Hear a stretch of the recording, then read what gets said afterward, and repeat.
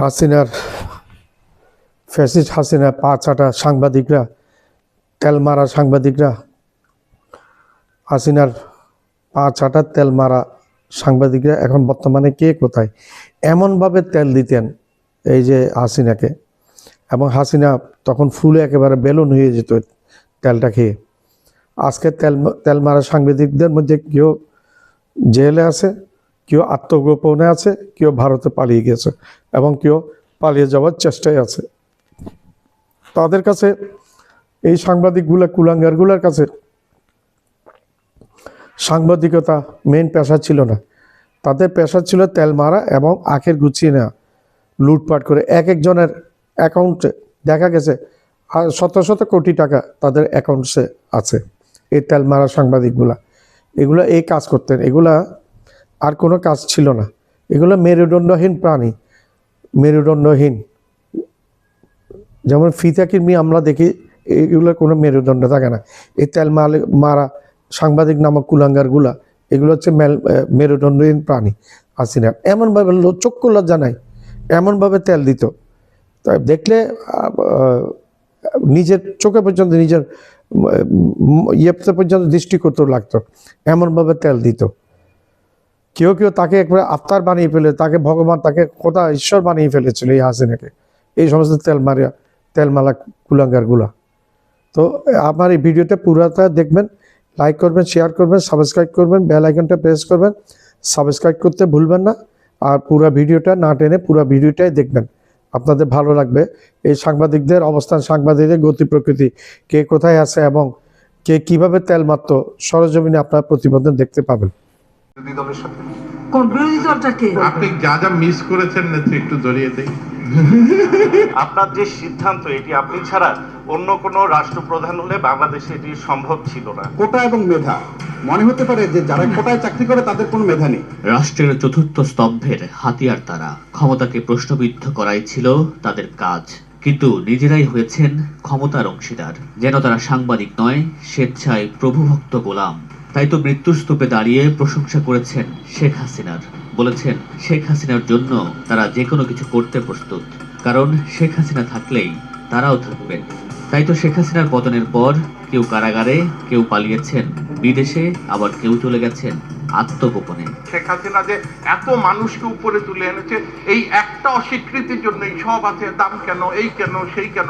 ৭১ টেলিভিশনের editor in চিফের দায়িত্বে ছিলেন মোজাম্মেল হক বাবু। তবে শুধু একটি টেলিভিশন নয়, দেশের সংবাদ প্রকাশনা ও পরিবেশনার সঙ্গে যুক্ত সব ধরনের মাধ্যমের সম্পাদকদের সংগঠন এডিটর্স গিল্ড বাংলাদেশের সভাপতি ছিলেন তিনি। তার নেতৃত্বেই সাংবাদিকরা শেখ হাসিনার সঙ্গে বৈঠক করত এবং সাংবাদিকতার নামে শেখ হাসিনার তোষামত করত।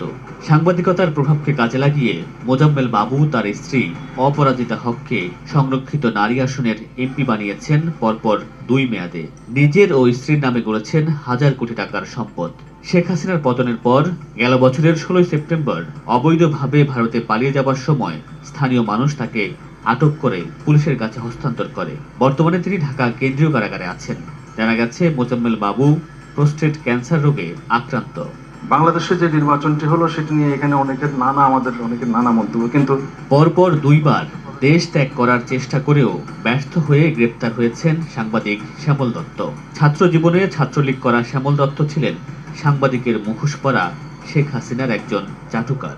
তিনি ছিলেন জাতীয় প্রেস ক্লাবের সাধারণ সম্পাদক ও ভোরের কাগজ পত্রিকার সম্পাদক। ৫ আগস্টের পর ব্রাহ্মণবাড়িয়ার আখাউড়া চেকপোস্ট দিয়ে স্ত্রী কন্যা সহ সীমান্ত পার হওয়ার চেষ্টা করলে তাকে ফেরত পাঠায় ইমিগ্রেশন কর্তৃপক্ষ। এরপর তিনি আবার মোজাম্মেল বাবুর সঙ্গে পালিয়ে যাবার চেষ্টা করেন, যদিও স্থানীয় জনতার হাতে আটক পড়েন তিনি সহ আরো ৩ জন। বর্তমানে কারাগারে আছেন শ্যামল দত্ত। একটাও নির্বাচন রিলেটেড না, আপনি এটার মধ্যে দুর্নীতি এনেছেন, এই জন্য শেখ হাসিনাকে বিশ্বাস করা যায়।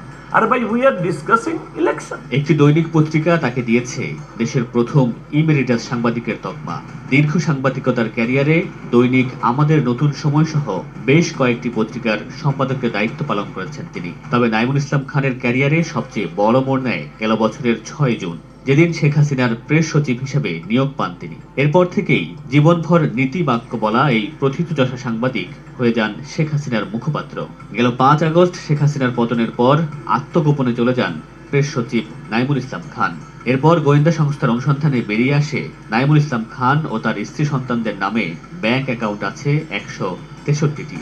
এই অ্যাকাউন্টগুলোতে তিনি মোট 386 কোটি টাকা জমা করেছেন, যার মধ্যে 379 কোটি 52 লাখ টাকা উত্তোলন করে নিয়েছেন। এরপর জানা যায় আত্মগোপনে থেকেই জমি বিক্রি করেছেন এই সমালোচিত সাংবাদিক।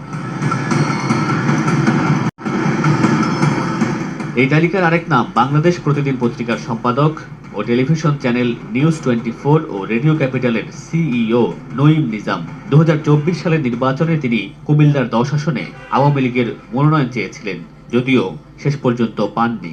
নিজে সম্পাদক পরিষদের সাধারণ সম্পাদক হয়ে তার স্ত্রীকে বানিয়েছেন জাতীয় প্রেস ক্লাবের সভাপতি, যদিও আওয়ামী লীগের পতনের পর নঈম নিজাম ও তার স্ত্রী জাতীয় প্রেস ক্লাবের সভাপতি ফরিদা ইয়াসমিন যুক্তরাষ্ট্রে পালিয়ে গেছেন।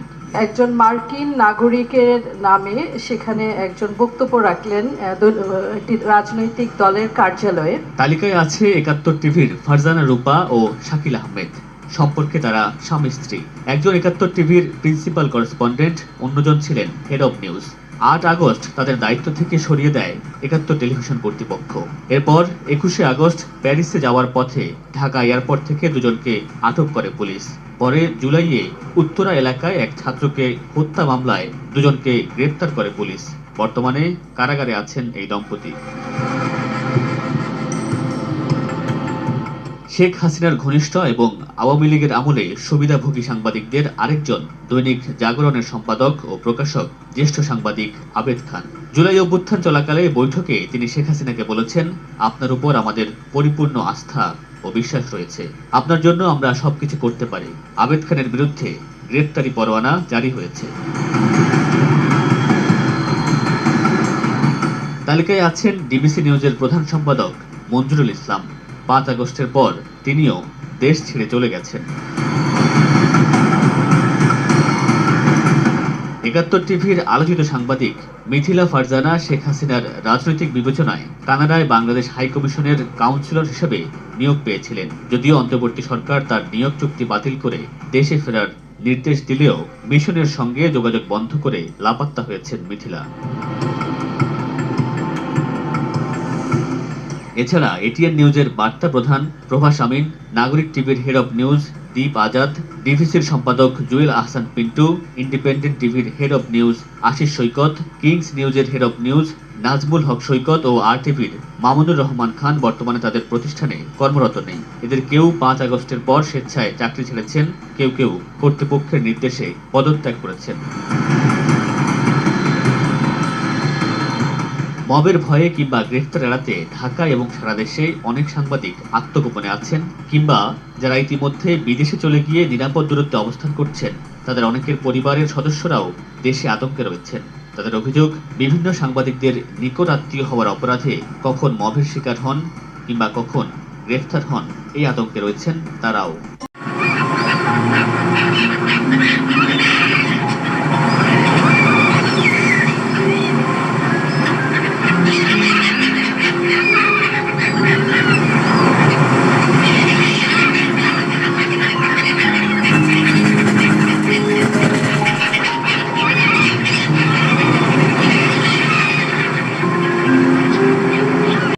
আমার চ্যানেলটা লাইক করবেন, সাবস্ক্রাইব করবেন, শেয়ার করবেন, বেল আইকনটা প্রেস করবেন।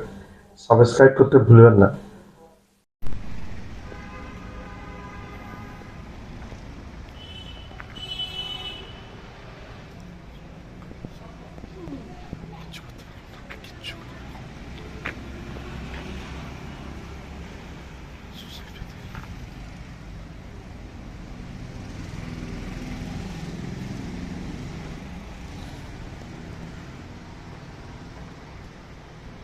আমার চ্যানেলটা লাইক করবেন, সাবস্ক্রাইব করবেন, শেয়ার করবেন, বেল আইকনটা প্রেস করবেন।